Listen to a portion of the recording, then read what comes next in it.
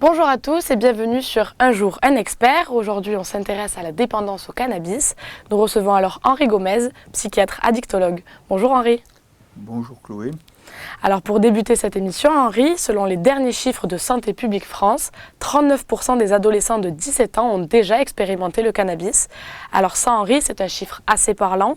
Est-ce que vous, dans votre profession, vous rencontrez des adolescents ?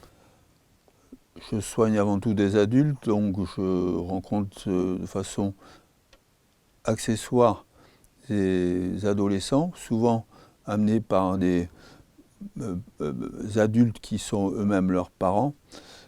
En général, l'arrivée d'un adolescent signifie qu'il y a des comorbidités addictives ou psychiatriques.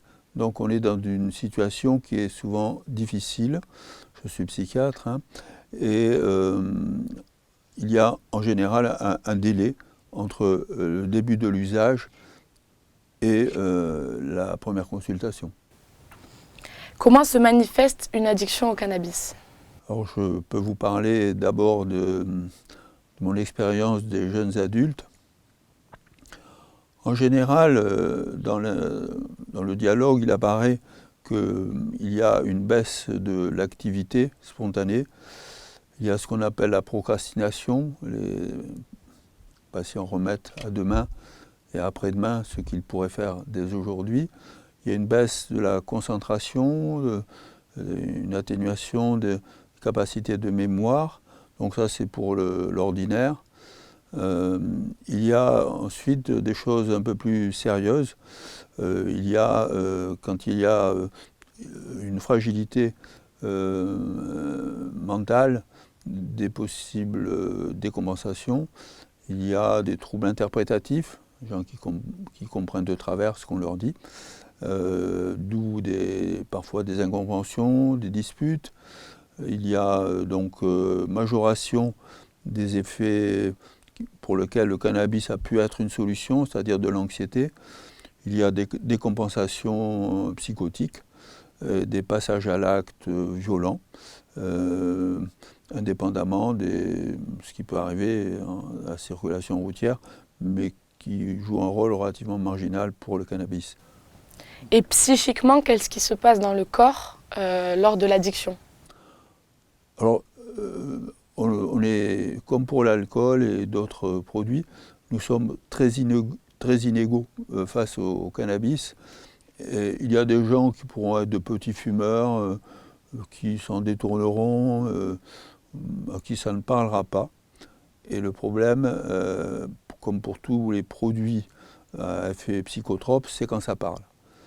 Et quand ça parle, en général, il y a une fragilité mentale, psychique, et ça va mal évoluer, et c'est pour ça qu'on le verra.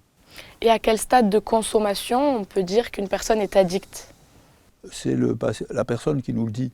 Lorsque, d'une part, elle a épuisé les effets positifs qu'elle avait trouvés au début, et lorsqu'elle ne peut plus s'en passer, malgré ses essais de réduction. C'est-à-dire quand elle ne parvient plus à gérer et la consommation et sa vie, elle est dans une difficulté, c'est à ce moment-là qu'elle peut nous consulter. D'accord. Alors afin de mieux comprendre le quotidien d'une personne dépendante au cannabis, nous sommes allés à la rencontre de Swan. Ce jeune homme de 20 ans fume depuis son adolescence. Un reportage de Thibaut Brière. C'est dans ce petit appartement situé dans le quartier des Carmes que Swan vit avec sa copine depuis 2 ans. Étudiant pour devenir ingénieur en informatique, ses cours lui prennent beaucoup de temps et lorsqu'il rentre chez lui, son envie première est de se détendre. Il s'assoit alors dans son canapé, prépare son joint en écoutant de la musique et fume. À 15 ans, il tombe rapidement dans le cannabis et se considère aujourd'hui addict. Mais comment tout a commencé ? L'origine de mon addiction, j'ai eu la facilité d'avoir, durant ma période de lycée, l'accès au cannabis de façon gratuite et abondante. C'est ça qui m'a fait un peu tomber dedans.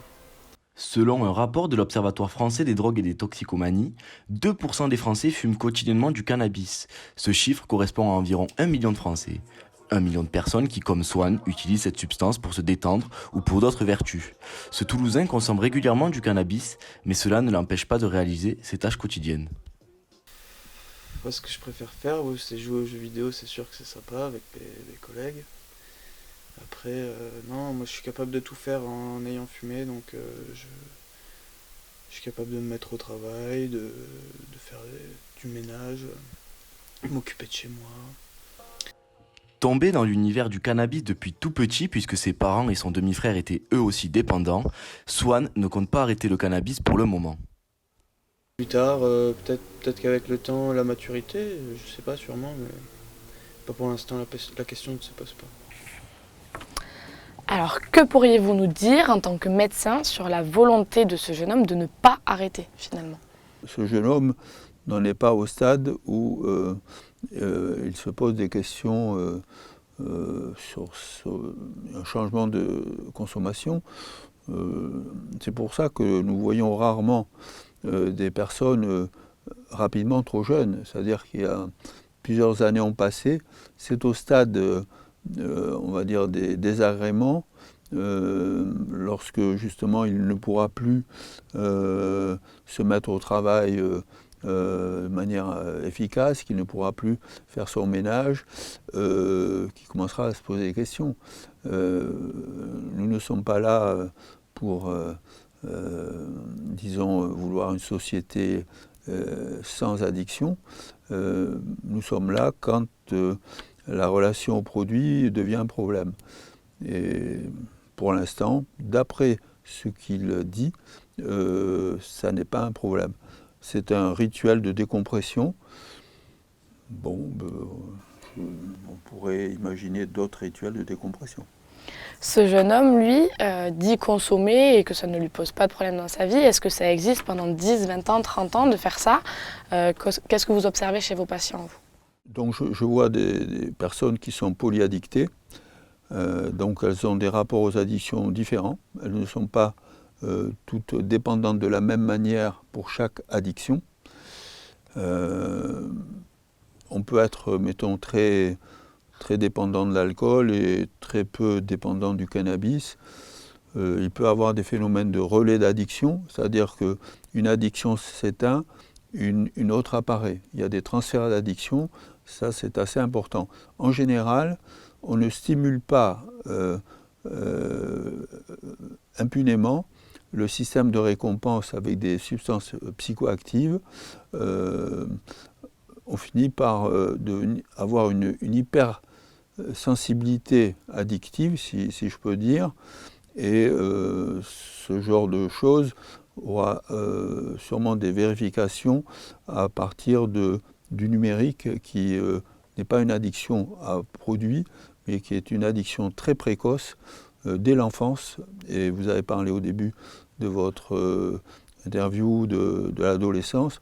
Là, la pente addictive sera prise dès l'enfance pour beaucoup de personnes. Pour revenir sur l'âge des consommateurs, selon une étude de l'Observatoire français, l'âge moyen des consommateurs est passé de 25 à 33 ans entre 1992 et 2022.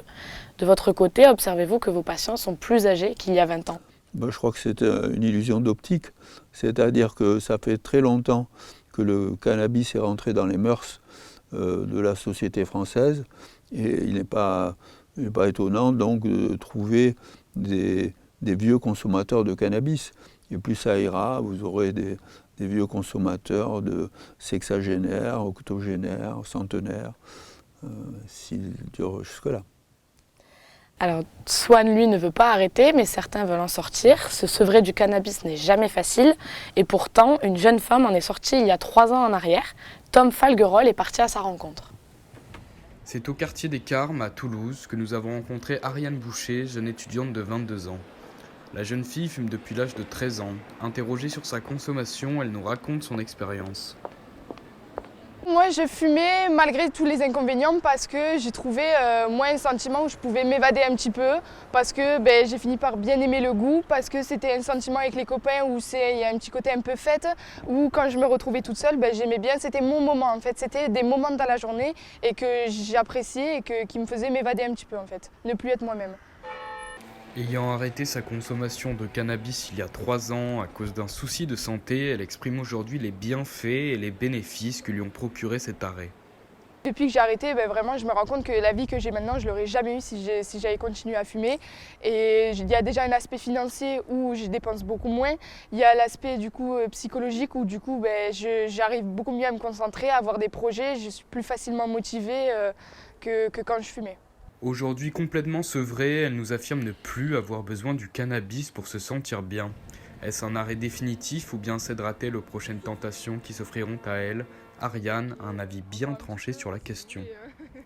Oui, au début j'étais tentée et en fait quand j'ai vu les bénéfices qu'il y a eu sur ma vie après que j'ai arrêté de fumer, en fait j'en ai plus aucune envie et je sais que j'ai l'occasion, puisque mes amis fument encore, donc j'aurai tout à fait l'occasion de refumer, mais pour rien au monde je le ferai. Malgré la surexposition des jeunes à cette drogue, le nombre d'adolescents ayant expérimenté le cannabis est en baisse, un fait rassurant. Alors, est-ce que les bénéfices que Ariane retire de son expérience, vous pouvez les voir, vous, chez d'autres patients? Oui, tout à fait, pour le cannabis et pour d'autres produits aussi. J'ai bien écouté ce qu'a dit cette jeune femme. Elle parle d'évasion. Bon, donc la question, c'est des questions de fond qui sont posées. Comment on s'évade, pourquoi on s'évade? Il y a l'effet groupe, donc qu'est-ce qu'on fait de l'usage du groupe? Est-ce que ça sert à tisser des liens de qualité, des complémentarités, ou est-ce que c'est une sorte d'instinct grégaire qui est encouragé? Elle parle aussi d'une consommation solitaire, donc et elle dit quelque chose qui était un peu inquiétant. Ça m'aidait à ne plus être moi-même. Je pense que dans la démarche d'épanouissement, ce qui importe, c'est de devenir soi-même en s'ouvrant aux autres. Et je crois elle pointe aussi l'aspect financier. Si le cannabis a une telle prospérité, comme tous les autres drogues, c'est parce que ça rapporte beaucoup d'argent. Ça rapporte beaucoup d'argent et ça induit un effet d'anesthésie individuelle et d'anesthésie sociale.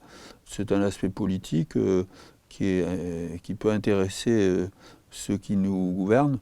Je vois que cette jeune femme a tiré les leçons et on voit bien que si elle est sortie du cannabis, en dépit d'une personnalité addictive, j'ai vu qu'elle vapotait, bien c'est sur sa décision. Voilà, elle est redevenue libre par rapport à sa dépendance. Les addictions, pour revenir sur le fait de ne plus être elle-même, comme elle disait, les addictions sont donc intimement liées à la santé mentale. Je pense que les addictions sont des pansements, et qu'ils correspondent à des défauts d'être, à des difficultés.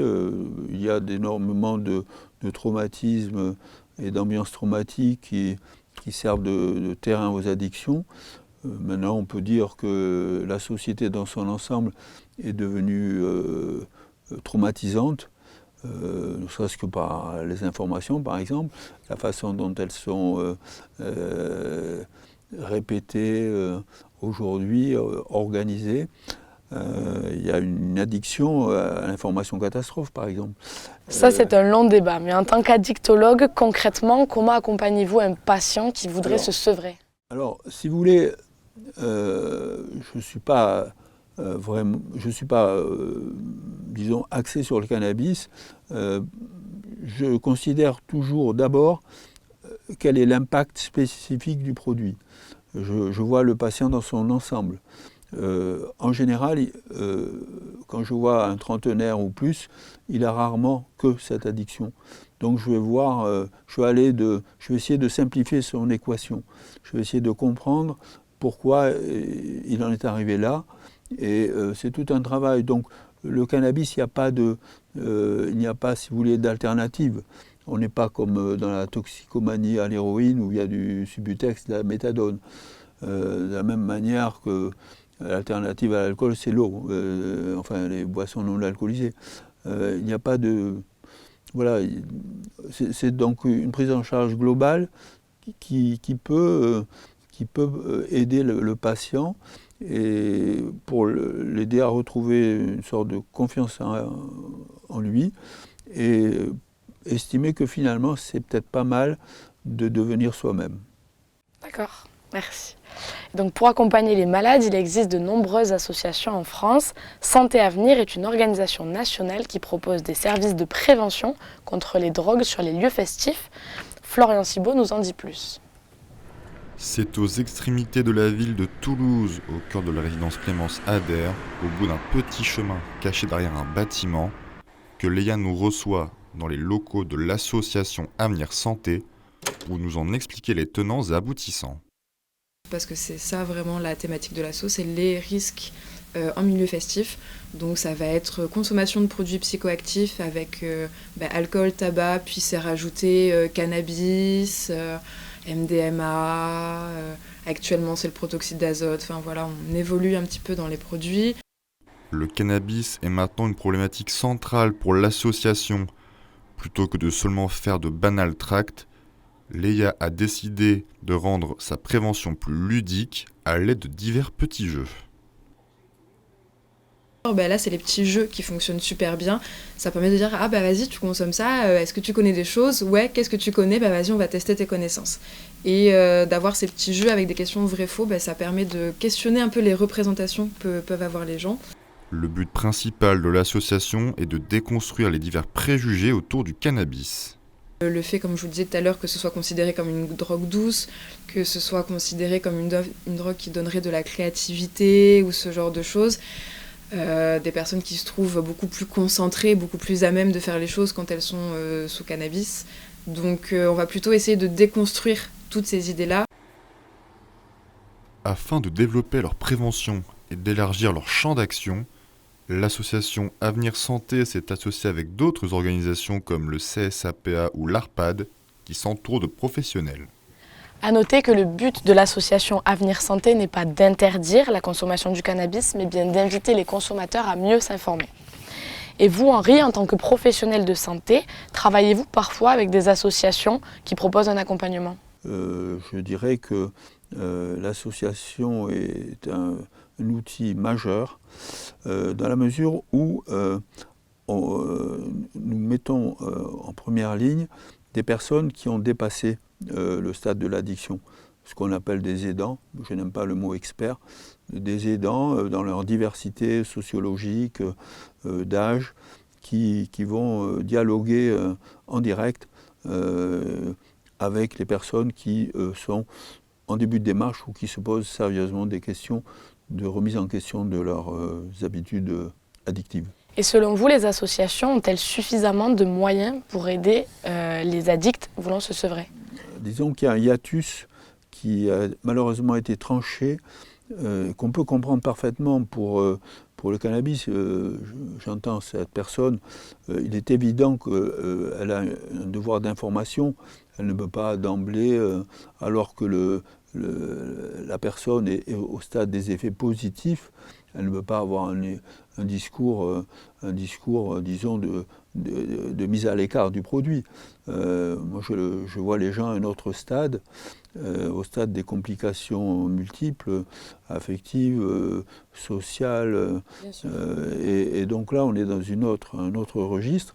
Et c'est à ce niveau-là que l'aidant peut avoir une efficacité remarquable. Je ne pourrais pas travailler personnellement si je n'avais pas autour de moi une association d'aidants. D'accord. Et donc pour revenir sur le sevrage du cannabis, certains utilisent les fleurs de CBD. Elles sont de nouveau légales à la vente en France. On en apprend un peu plus avec le reportage de Edwin Elderal dans un shop de CBD. Pour sortir du cannabis, certains utilisent le CBD. La consommation de ces produits augmente au fil des années. Héloïse, vendeuse dans un CBD shop, explique le phénomène. J'ai beaucoup de personnes qui viennent demander justement pour arrêter le cannabis parce qu'il a des effets très nocifs. Donc j'ai des personnes qui viennent parce qu'ils ont des batteries, parce que c'est compliqué de gérer avec le travail, qui sont très fatigués avec le cannabis ou des choses comme ça. C'est une bonne alternative, c'est dans la même idée que quand les cigarettes électroniques justement sont sorties pour avoir une méthode plus douce pour éviter un arrêt total. Arrêter le cannabis est perçu comme une punition. Plusieurs symptômes dus au sevrage y participent. Quand on arrête le cannabis, c'est vraiment une addiction, donc on peut avoir des bouffées de chaleur. Il y a beaucoup d'effets comme ça de manque, comme toute drogue en fait. Le CBD permet d'éviter la sensation de manque, les effets ne sont pas les mêmes et sont moins négatifs.